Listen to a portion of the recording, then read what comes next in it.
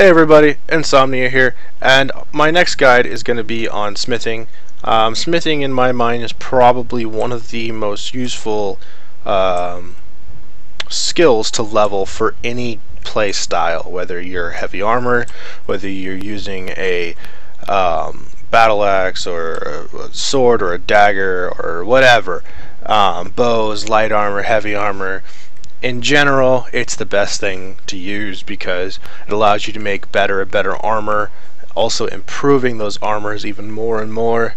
So, without further ado, let's look at this tree. Now, one thing you'll find is that either you're going to enchant items yourself or you're going to come across items that are enchanted. Unfortunately, unless you're level 60 smithing and you have this perk selected, you will not be able to improve that armor or weapon until you get to this perk. So it's one of the reasons why we want to level our smithing. Now you can go heavy armor side, which gives you wonderful use of dwarven, orcish armor, ebony armor, which is a lot of people's favorites. Daedric, which if you're on the PC side, they actually have some mods out there to modify how it looks, but Daedric's pretty awesome. And then of course our level 100 dragon armor.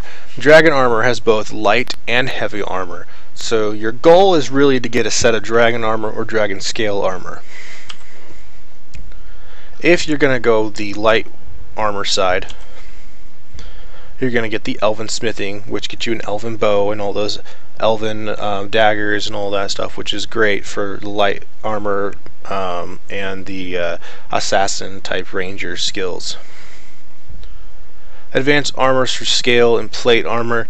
I've never really made any of this stuff, so I couldn't really tell you what use that's going to have. Now, glass armor is a classic, from the older Elder Scrolls series that everybody loves. It used to be one of the best lightweight armors in the game, and it's still pretty good.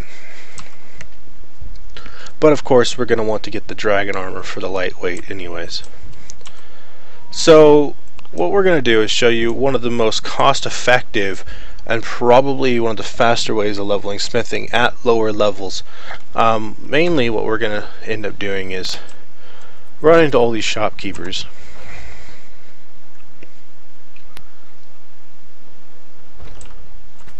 Hello, friend. Bows and arrows for the mighty huntsman. And we're going to get leather strips. And we're going to get leather. And take all the iron and steel that you can get your hands on. Now I've done this with several different sets of like steel, elven, whatnot. The main thing is that a lot of these things that you smith give you the same amount of experience no matter what you make. So let's just go ahead and go to miscellaneous here. Make some steel ingots. And then iron. There we go.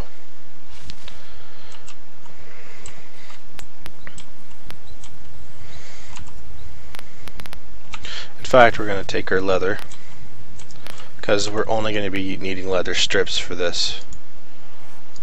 So, lots of leather strips.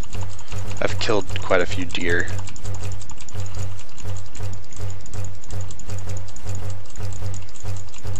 There we go.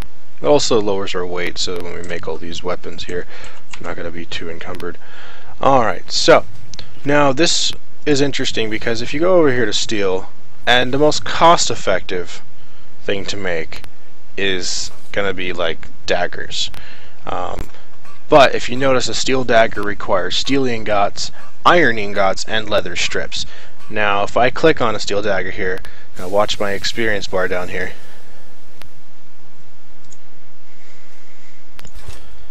It goes up a nice little chunk, but it goes up roughly the same when I do it with iron.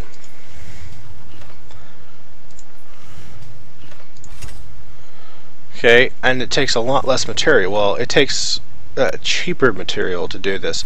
So we're going to go ahead. Now you still get more from the steel dagger. We're going to go ahead and use up our steel. It's not really a whole lot more, but it's enough to make a difference. And then we're going to go here and make iron daggers. Now, essentially, this is the only thing you're going to make from now on while leveling your smithing, which is absolutely silly, but if you want the most cost-effective way to level your smithing, there you go. We didn't spend a whole lot, and we just leveled up our smithing quite a bit. Now, this is something you can do going town to town, buying out iron ore, iron ingots. More inside. I don't claim to be the best blacksmith in Whiterun, the finest weapons and armor. How would you like all my iron daggers?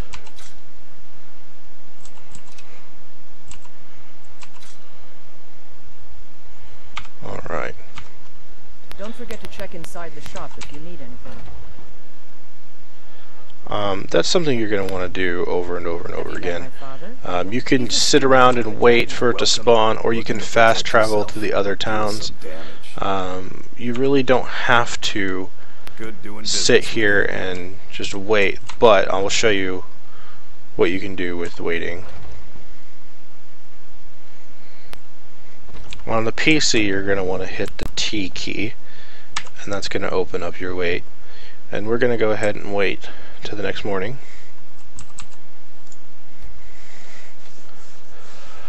Now, these shopkeepers usually restock every 2 days. I go through a 1-day cycle and check just to see if they've restocked, and then I'll go through the 2nd-day cycle. It all depends on where you were when you fast traveled to town.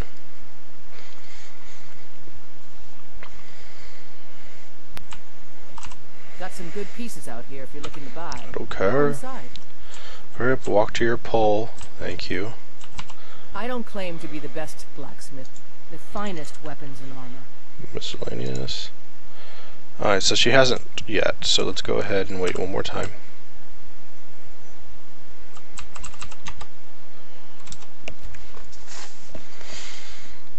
Now, smithing for a ranger is actually quite awesome because I can increase my default damage with my bow a tremendous amount when you have high level smithing. My main account, who's got 100 marksman and 100 smithing, I think my dragon bow is up to 220 damage, but that's also in combination with enchantments. More inside. I don't claim to be the best blacksmith in Whiterun. Yorland Greymane's got that. Okay, sit on your pole. Sit on your pole.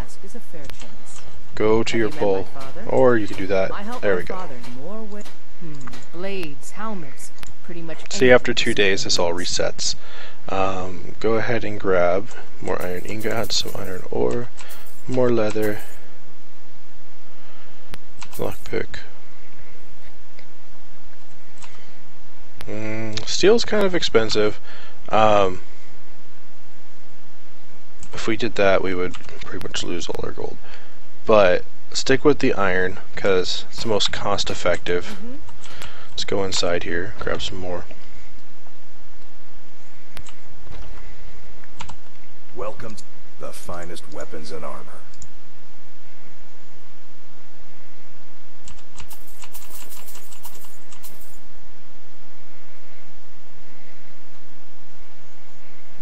I'm gonna buy the silver because I'm gonna use it later.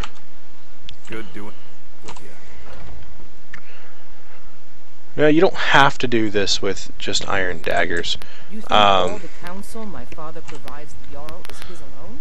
Iron, anything else that, like your iron dagger, 1 iron ingot, 1 leather strip. Where is the next one?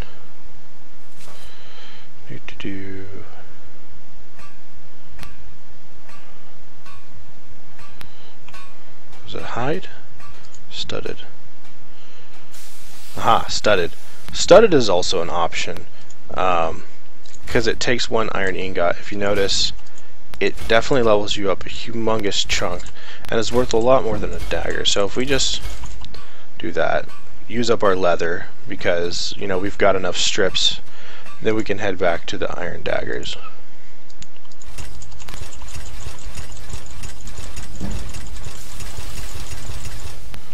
Alright. Now, I had a little over 2,000 gold when we started. Out with it. Take a look. I'm going to go ahead and sell this back. Apparel.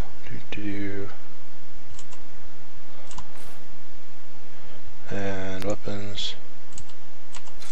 Alright, so around a 7, 8, or 900 gold loss to level up 3 levels, but that's really not a lot of gold, considering you can make that kind of gold through 1 or 2 dungeons easily, and in all leveling up your smithing, it's very worth it.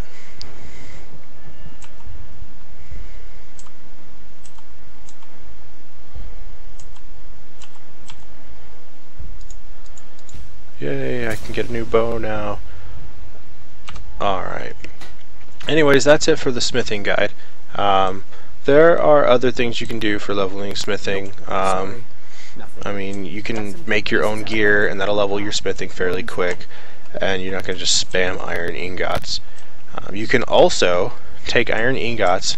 If you have the Hearthfire patch or downloadable content, you can make stuff that you're going to use later, like hinges and iron fittings and locks and nails, and you can keep those, and those will be useful for building your house.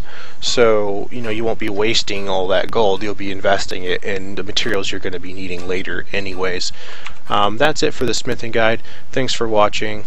Subscribe, like, comment, feel whatever you want to do, and I will be posting a new video here shortly. Have a good one.